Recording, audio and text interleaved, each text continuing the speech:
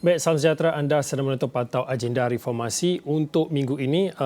Jadual ataupun perhatian dan juga tumpuan negara cukup sibuk sekali kerana akan dilihat ataupun secara keseluruhannya Malaysia sekali lagi akan menyaksikan momen yang amat bermakna dalam catatan sejarah Raja Berperlembagaan di negara ini yang mana akan berlangsungnya dua istiadat penting dalam tempoh 48 jam ini. Ini akan sekaligus menonjolkan keunikan sedia ada dalam sistem penggiliran Raja-Raja Melayu yang telah diamalkan sejak 1957. Dan esok sebenarnya Yang di-Pertuan Agong ke-16 Al-Sultan Abdullah bin Ayatuddin Al-Mustafa Billah Shah akan menamatkan pemerintahan selepas memenuhi tempoh 5 tahun di atas tahta sebagai Ketua Utama Negara bermula 31 Januari 2019 dan pada Rabu, tampuk pemerintahan negara bakal mencatat era baharu di bawah pemerintahan Sultan Ibrahim Almarhum Sultan Iskandar yang akan dimasyurkan sebagai Yang di-Pertuan Agong ke-17 dalam istiadat penuh tradisi di Istana Negara.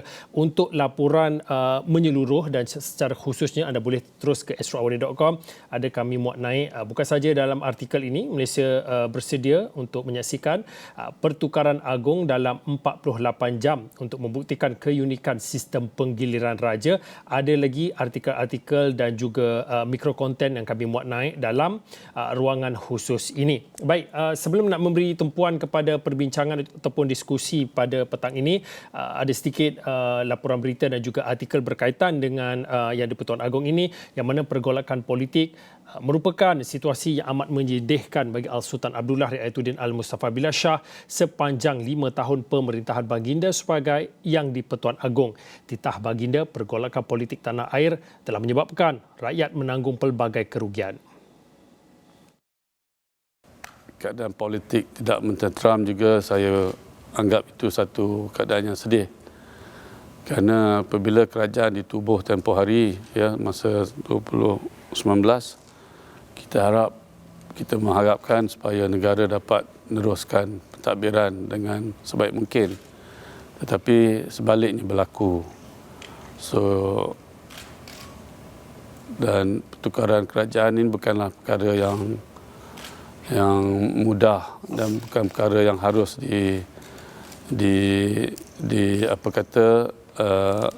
praktik sewenang-wenangnya. Kerana ini akan merugikan kita, akan merugikan negara dan rakyat kita. Kita akan merugikan masa, rugikan kewangan, bagai-bagai lagi. Saya bukan nak menidakkan mana-mana pihak politik, tetapi pengalaman menukar kerajaan itu satu proses yang cukup merugikan negara. Namun di sebalik rasa sedih, Yang di-Pertuan Agong ke-16 itu turut bersyukur kerana diberi peluang memerintah dengan sepenuh jiwa dan hati baginda disulami sokongan pelbagai lapisan rakyat. Manis tu banyaklah, antaranya yang terkini ialah kembara dan sebelum itu jumpa dengan rakyat, bantu rakyat apabila bertemu dengan aksiden tengah-tengah jalan dalam perjalanan saya, dan mendekati menyantuni rakyat di gerai-gerai makanan, di restoran swafoto selfie swafoto dan bergurau senda, dan saya anggap itu adalah kenangan manis yang apabila saya dapat menyantuni rakyat, ia memberi semangat kepada saya. Baginda berkongsi pengalaman pemerintahannya itu dalam wawancara bersama beberapa media tempatan dan antarabangsa di Istana Negara baru-baru ini. Dan orang ramai berpeluang untuk menyertai lambaian kasih bersempena dengan istiadat keberangkatan balik Yang di-Pertuan Agong ke-16 Al-Sultan Abdullah bin Ayatuddin Al-Mustafa Billah Shah esok. Dan Ketua Polis Kuala Lumpur, Datuk Alauddin Abdul Majid berkata, orang ramai boleh menyertai acara itu yang diadakan di sepanjang laluan Jalan Parlimen sehingga arah bulatan Dato' On. Beliau berkata orang ramai boleh meletakkan kenderaan di sekitar Taman Botani, parkir bertingkat di Bukit Aman, Padang Merbuk dan juga tempat letak kenderaan di Dataran Merdeka. Laluan Jalan Parlimen ke bulatan Dato' On akan ditutup sepenuhnya seawal jam 6 pagi untuk pergerakan masuk pasukan pelambai sebanyak 3,650 orang yang terdiri daripada petugas pelbagai kementerian. Ujar beliau, orang awam yang ingin bersama-sama ke acara berkenaan perlu mematuhi arahan kawalan lalu lintas oleh pihak polis dan tidak menghalang laluan. Alauddin berkata 7 laluan di sekitar ibu negara akan terlibat dengan penutupan penuh, manakala 13 laluan akan ditutup secara berperingkat esok. Sementara itu, Alauddin berkata 5 laluan di sekitar ibu negara akan ditutup sementara pada Rabu bersempena dengan istiadat keberangkatan tiba yang di-Pertuan Agong ke-17 yang akan diadakan di Istana Negara. Beliau berkata laluan berkenaan membabitkan Jalan Sultan Abdul Halim, Jalan Kuching, Jalan Tun Razak, Jalan Damansara dan Jalan Travers. Keberangkatan tiba yang di-Pertuan Agong ke-17 di Pangkalan Udara Tentera Udara Diraja Malaysia, TUDM Subang juga, akan melalui Lebuh Raya Baru Lembah Klang, NKVE, Lebuh Raya Utara Selatan Plus dan Jalan Sultan Abdul Halim. Laluan ini akan ditutup sementara dan dibuka semula secara berperingkat bermula jam 9.30 pagi. Alauddin berkata seramai 1,463 pegawai dan anggota ditugaskan sepanjang istiadat berkenaan bagi memastikan aspek keselamatan dan lalu lintas terkawal.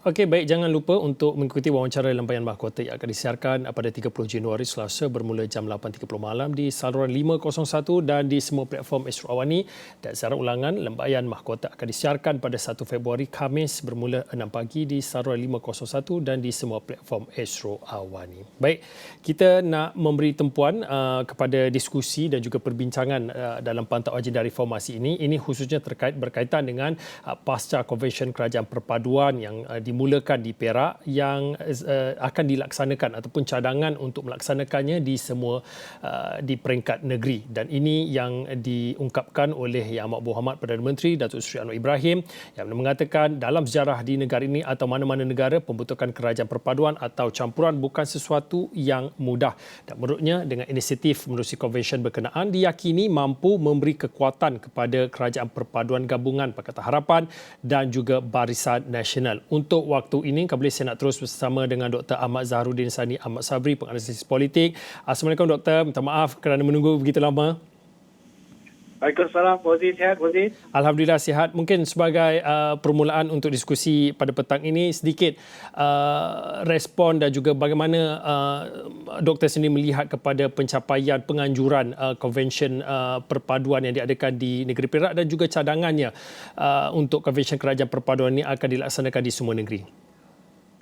Terima kasih Fauzi. Tapi sebelum itu saya juga sebagai seorang rakyat Malaysia dengan rendah hati, dengan rasa penuh penghormatan, patut ingin mengucapkan terima kasih yang tak terhingga atas pemerintahan tuanku yang gemilang selama tempoh keanggotaan Yang Mulia tuanku. Ini satu sejarah yang cukup hebat. Yang di-Pertuan Agong mengendalikan 4 Perdana Menteri. Susah untuk kita jumpa di mana-mana negara. Maka kalau kita nak jawab pada soalan Fauzi tadi, bagi saya adalah tentang berkongsi sedikit dengan Konvensyen Kerajaan Perpaduan. Yang pertama, saya ingin menegaskan kenapa dia buat di Perak. Kenapa bermula di Perak. Jadi nampak situasi dia di sini. Sebenarnya Perak itu adalah di bawah ketua menteri besarnya adalah daripada Barisan Nasional. Dan kita tahu situasi di Perak itu, Barisan Nasional merupakan sebenarnya adalah minoriti tetapi diangkat sebagai Menteri Besar berdasarkan kepada konsep perpaduan Pakatan Harapan menghormati ikatan yang terjalin di peringkat persekutuan. Maka dianggap situasi di Perak itu agak rapuh kerana itu permulaan kepada Konvensyen Kerajaan Perpaduan itu bermula di Perak. Kalau kita lihat, tujuan utama Fauzi untuk memperkukuhkan kerjasama antara parti politik dalam kerajaan. Harus ingat, memperkukuhkan kerjasama antara parti politik yang sedia ada dalam kerajaan. Pembangkang tak ada kena-mengena. Jadi maksudnya di sini ialah bahawasanya kita nakkan parti-parti politik yang sedia ada di Perak yang menjadi kerajaan di sini pada hari ini dapat bersatu hati dan melihat yang paling penting ialah tentang bagaimana mencari resolusi penyelesaian masalah-masalah yang terdapat di negeri Perak itu sendiri. Tapi pada masa yang sama, saya rasa yang paling penting ya Fauzi, yang paling penting sekarang ialah kalau istilah saya dipanggil visibility ataupun perspektif, ataupun kalau kita nak kata kita nak menunjukkan kepada akal umbi rakyat jelata bahawa saja kerajaan di negeri Perak yang ada ketika ini adalah kerajaan yang utuh, menepis segala spekulasi yang mengatakan rapuhnya kerajaan Perak pada hari ini yang boleh jatuh pada bila-bila masa. Ini yang ingin kita nyatakan di sini bahawasanya kerajaan di negeri Perak harus menunjukkan kepada semua rakyat bahawasanya kita adalah okey, kita stabil, kita boleh duduk semeja, kita boleh bincang sama-sama untuk memajukan negeri Perak ini. Serta kita harus mengukuhkan hubungan yang baik yang ada. Dia kena mencarilah apa benda yang baik sesama mereka dan mengenepikan apa yang kurang baik. Dan mengharapkan, saya rasalah mengharapkan di akhir resolusi komisen itu, ialah mereka menghasilkan satu orang kata kerjasama yang lebih kukuh antara kerajaan dan parti yang sedia ada. Untuk apa? Untuk melaksanakan tanggungjawab mereka dengan lebih efektif dan memberikan perkhidmatan yang lebih baik kepada rakyat. Doktor, kita nak berehat seketika. Selain daripada kita memberi tumpuan kepada Konvensyen Kerajaan Perpaduan yang dicadangkan untuk dilaksanakan bukan saja di negeri Perak ataupun di setiap negeri, kita juga ingin melihat kepada tumpuan Kongres Ekonomi Bumi Putra yang dijadualkan akan diadakan pada 29 Februari hinggalah 2 Mac. Dan kalau berdasarkan apa yang dinyatakan oleh Perdana Menteri, yang mana arahannya supaya bukan Melayu juga turut dilibatkan dalam Kongres Ekonomi Bumi Putra. Kita akan bincangkan perkara ini. Kita nak berehat seketika, kembali lagi selepas ini.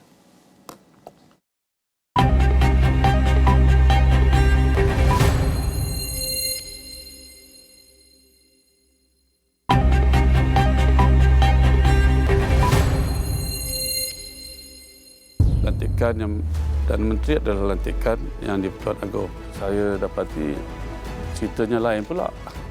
Dan what choice do I have? Saya nak satu keadaan harmoni dalam negara kita ni. Keadaan politik tidak mententeram juga saya anggap itu satu keadaan yang sedih.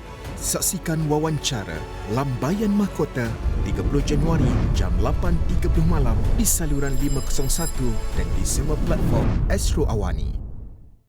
Okey, sekali lagi jangan lupa untuk anda mengikuti wawancara Lambaian Mahkota yang akan disiarkan pada 30 Januari 8.30 malam, iaitu pada hari Selasa di saluran 501, dan juga siaran ulangan bagi Lambaian Mahkota akan disiarkan pada 1 Februari bermula 6 pagi di saluran 501 dan juga di semua platform Astro Awani. Baik, kita nak memberi tumpuan kepada diskusi pada petang ini selain pada kita melihat kepada Konvensyen Kerajaan Perpaduan. Satu lagi perkara yang perlu diberi tumpuan adalah Menteri Bukan Melayu juga diundang untuk menyertai Kongres Ekonomi Bumi Putra 2024 yang dijadualkan berlangsung 29 Februari hinggalah 2 Mac ini. Perdana Menteri Datuk Seri Anwar Ibrahim berkata beliau mahu konsep Malaysia Madani, masalah India, Cina, Iban dan juga Dayak juga menjadi masalah Bumi Putra. Dan dalam masa yang sama katanya masalah Bumi Putra juga menjadi masalah kaum lain.